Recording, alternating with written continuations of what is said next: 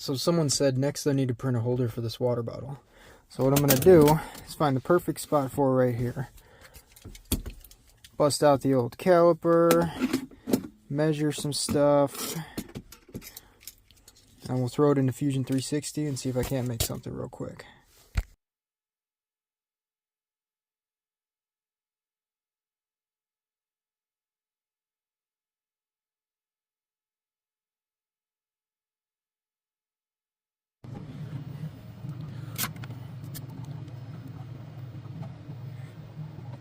Well, finished piece done. Put it in place right there. Take your water bottle, slip it in comfortably, and now I have a drink holder. Let me know what you guys want to see next. Thanks for watching.